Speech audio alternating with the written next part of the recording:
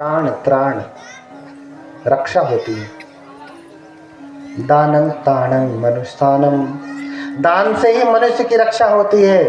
दानं दुर्गति निवारणम, दान से ही व्यक्ति दुर्गति से बाहर निकलता है।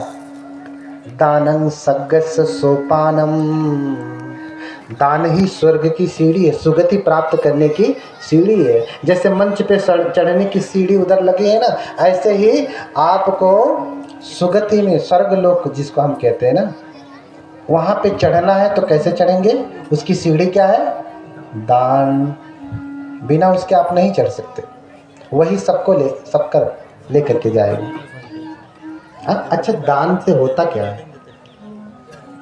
हाँ, बुद्ध की पूजा होती कैसे है? इन कृत्यों को करने से। और फिर दान। अच्छा, आप दान देते हैं तो उससे मिलता क्या है? किंग ददो किंग होती, क्या देने से क्या मिलता है? अच्छा, आपने भोजन दिया तो क्या मिलेगा आपको? हाँ, आप सिर्फ दान करते हैं, बस इतना जानते हैं पुण्य प्राप्त होगा, इतना ही ना। लेकिन भोजन दिया तो आपको क्या मिलेगा? वस्त्र दिया तो आपको क्या मिलेगा? हाँ, आदि ये सब मोमबत्ती अगरबत्ती सब कुछ चढ़ाते हैं, इनसे क्या मिलेगा? बहुत कुछ आप दान करते रहते हैं, उनसे क्या मिलेगा?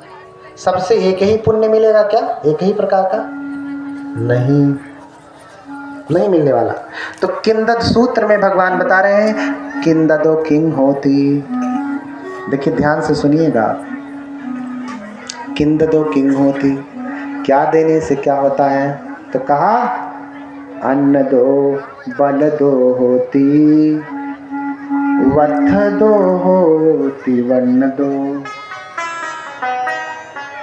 क्या कहा? अन्न का देने वाला बलवान होता है।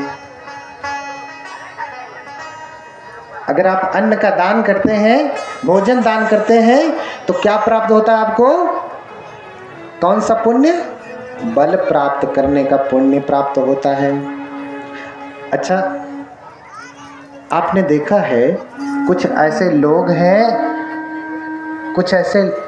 हैं जो पैदा होते ही बॉडी बिल्डर होते हैं। देखा है आपने? नहीं देखा? कोई लोग हैं, वो कोई जिम में नहीं जाते हैं, लेकिन उनका शरीर बराबर गठीला होता है, पेट में कट होते हैं, हाथ पांव सब बराबर रहता है ना? क्यों? और कोई लोग हर रोज जिम जाते हैं, फिर भी एक दिन छोड़ दिया तो इतना सा बाहर आ जाता है। क्यों ऐसा होता है? क्योंकि शायद अन्न देने का पुण्य उन्होंने नहीं किया। अन्न दो बल दो होती, बचपन से ही बलवान होता है, सुंदर शरीर का, गठीला शरीर का होता है। अच्छा, मोटा आदमी ज्यादा बलवान होता है कि गठीले शरीर वाला? गठीले शरीर वाला। इसलिए अन्न दो बल दो होती, अन्न का देने वाला बलवान होता है, बलवान। इसलिए कोई गठीला है ना, बिना जिम गए तो समझ लेना कि उसने अन्न का दान किया है। कुछ माताएं भी होती हैं, पूरे जीवन क्या रहती हैं? दुबली पतली रहती हैं। हाँ, कुछ लोग कहते हैं जीरो फिगर। हाँ,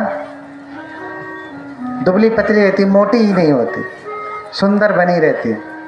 और कुछ माताएं तो क्या करें? हाँ, आप चाहते नहीं लेकिन होता जाता है, क्या करें? हाँ, तो संक्षिप्त में समझे, अन्न दो बल दो होती, वथ दो होती वर्ण दो, यान दो सुख दो होती, दीप दो होती चक्षु दो। अन्न दो बल दो होती, वथ दो होती। और वस्त्र का देने वाला क्या देता है? सौंदर्य। अगर आप भिक्षुओं को वस्त्र दान करते हैं, या जिसको भी वस्त्र चाहिए आप वस्त्र दान करते हैं, भिक्षु को दान करने में, अन्य को दान करने में अंतर है। क्योंकि भिक्षु समस्त विकारों को नाश करने के लिए लगा है, भिखारी नहीं लगा। इसलिए भिक्षु भिखारी में अंतर है। संसारे भयं खतीति भिक्खु, जो संसार में भय देखता है। कौन सा संसार?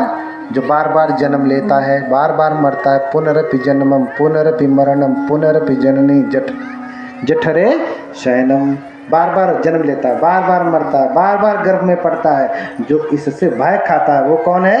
भिक्षु।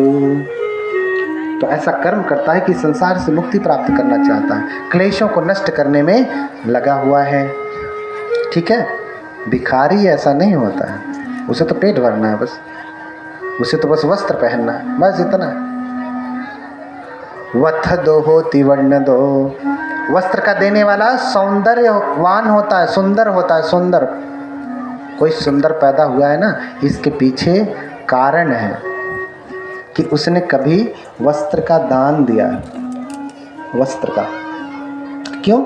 वस्त्र से कैसे सुंदर होगा? अच्छा, कोई कितनी भी सुंदर स्त्री हो, पुरुष हो, अगर उसे नंग धड़ंग खड़ा कर दिया जाए तो सुंदर लगेगा? लगेगी नहीं। कुछ और भले लग सकता है लेकिन सुंदर नहीं लगेगा। लेकिन कुरूप व्यक्ति भी है, अगर उसे सुंदर वस्त्र पहना दिया जाए तो भी सुंदर लगता है ना, चमकने लगता है। लोग कहते हैं आज तो आप, हाँ है कि नहीं, आज तो आप चमक रहे हैं। तो वस्त्र से क्या होती है? सुंदरता।